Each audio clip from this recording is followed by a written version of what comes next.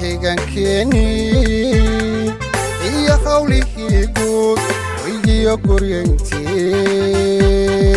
waa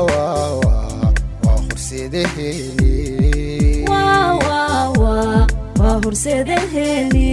dalka horumarkiisiyo hindisaha dhismaha qaran wayrgeliyaheeni jangoynta himilada. بسم الله الرحمن الرحيم. السلام عليكم ورحمة الله وبركاته. وأنا بدي أسأل كسر دوادا برنامجك هولها جود هرمرينتا مجالوينكا. برنامجك هولها جود هرمرينتا مجالوينكو وبرنامج تضبع الله وإسكا كاشدين سوسارستي وزارة هولها جود الراديو هرجيسا.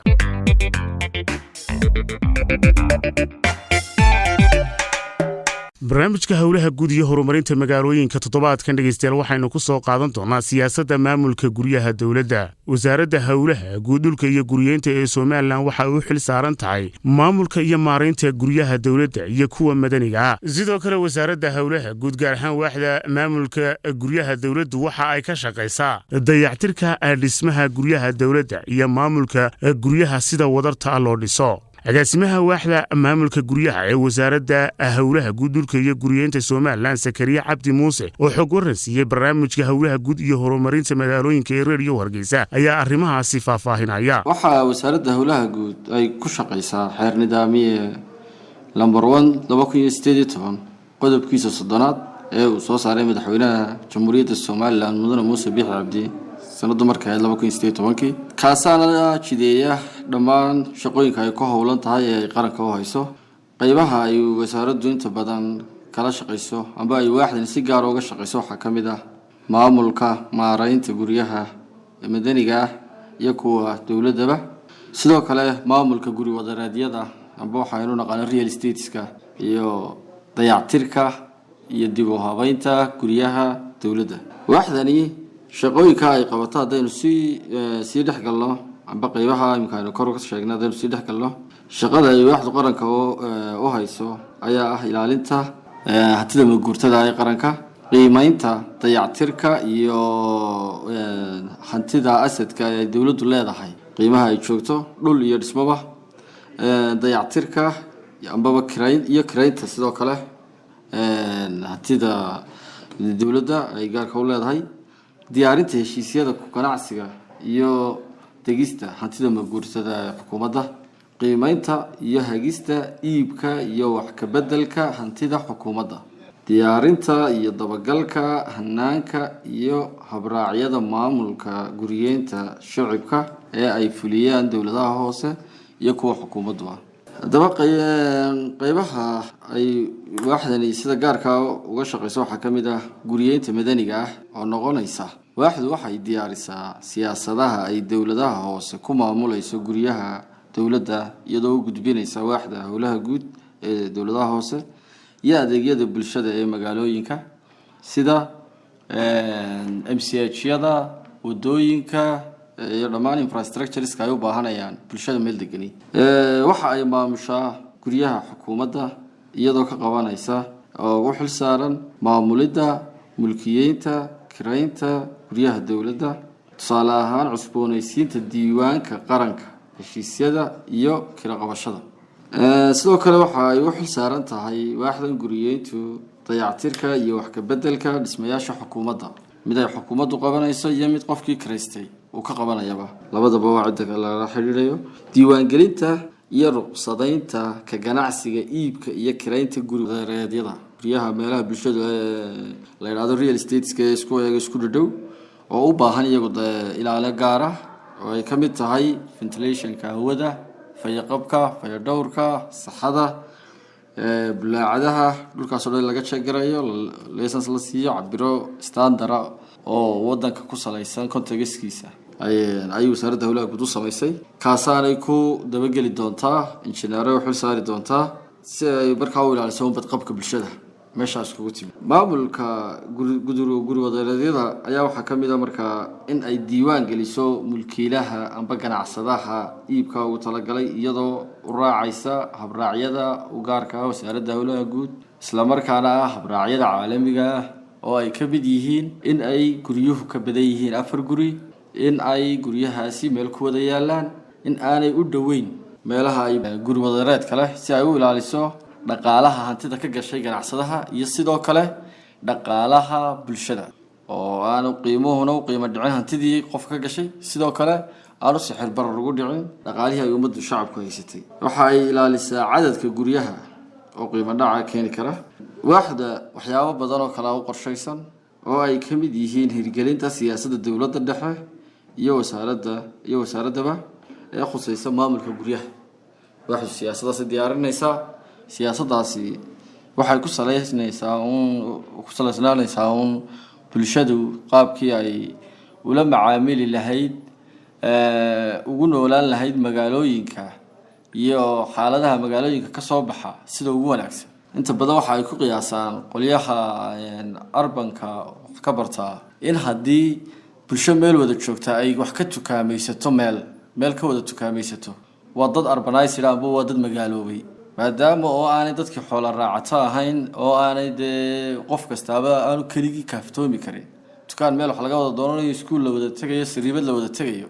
waxa ay u baahan yihiin sida ugu fudud uguna dhow inay adeegyadaasi ugu fulaan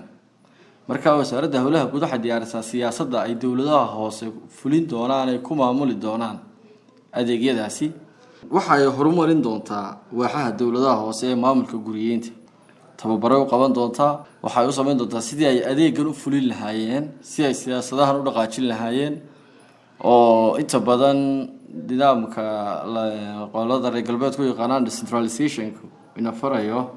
in ay fulinta ugu badan yeeshaan dawladaha hoose laakiin dawladda dhexe waa inay ku hagtaa hab maamulka ugu habboon ee ay dadku u heli karaan adeegyada bulshada tayeynta iyo taabagelinta hantida maguurtada ah ee qaranku leeyahay waxa u qorshaysan waaxda sidoo kale sanadkan in ay tayeyso dib diiwaangelintii u cusboonaysiiso hantida maguurtada ee qaranku leeyahay noocyada badan leh ee ay ka mid tahay sayladaha ee ay ka mid tahay bakhaarada ee ay ka mid tahay guryaha ee ay ka mid yihiin kaalmaha dhammaan hantiyahaasi wasaaradda hawlaha guud in badan bay diiwaangelintooda soo waday sanadkan waa markii saddexaad horena dawladihii hore way u soo wadeen 2001 2003 ilaa 29kii way dhaatadeedu waa la hayaa oo qaranka uu safgaraysan yahay haddana dib baa loo cusboonaysiiyaa maadaama guryo badan soo kordheen way kala saaraan oo waxaan u kala saarnaa xafiisyo iyo guryo iyo dhul ganacsi marka waa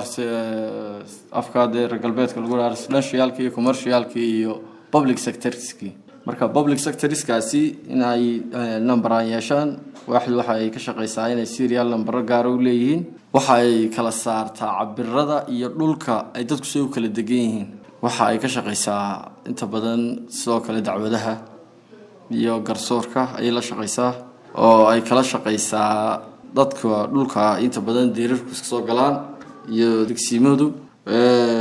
shaqooyin kale oo ballaaran way jiraan agaasimaha waaxda maamulka guryaha ee wasaaradda hawlaha guud mudane sakariya cabdi muuse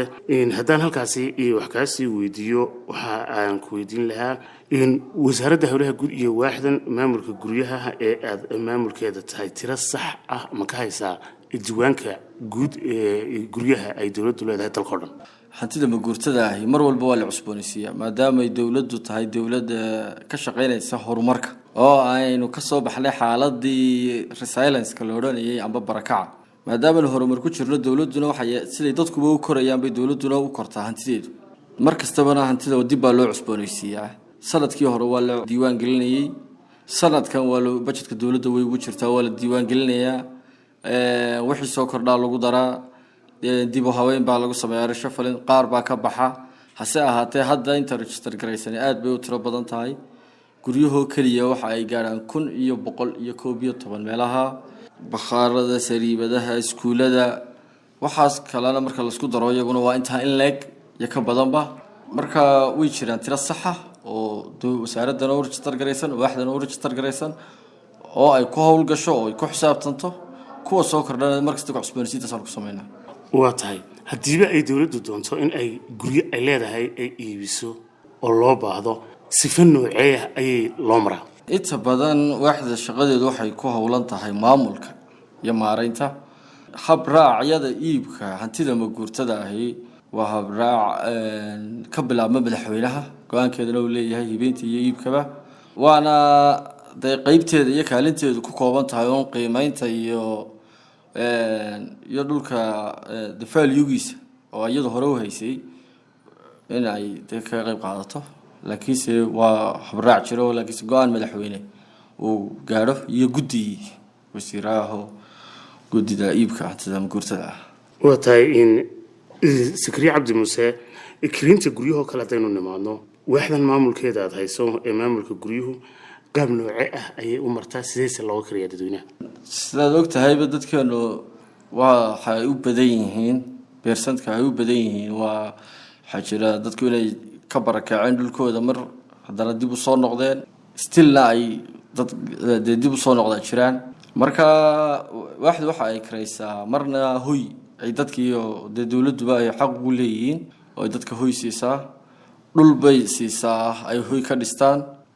guriyay siisaa laakiin hantidaasi waa hanti maguur ay dawladdu leedahay sidoo kale waxa ay karaysaa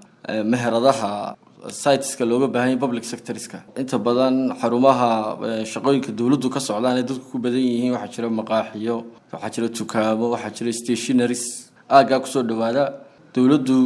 gacanta kuma wada qabato oo iskagama duubto shaqada bulshada ayaa dadka private-ka ah bay ka koobi garaysataa ka brin garaysataa sidoo kale ay siisaa dhulka iyo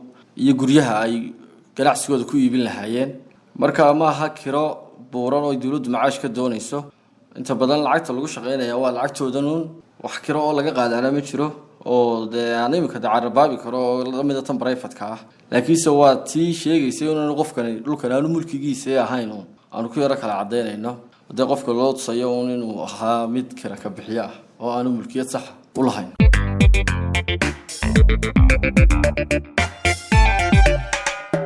barnaamijkeennii howlaha guud iyo horumarinta magaalooyinka oo aynu toddobaadkan dhegaystayaal ku soo qaadanay siyaasadda maamulka guryaha dawladda intaasi ayaynu ku soo gabagabaynaynaa anigoo cabdiqaadir xuseen nuurdacala ayaa barnaamijka howlaha guud iyo horumarinta magaalooyinka idinla socodsiinayay waxaana barnaamijka farsameeyey axmed ismaaciil daahir barnaamijkan mid lamida intaan isugu iman doono waxaan idinkaga tegaynaa sidaas iyo nabadgelyo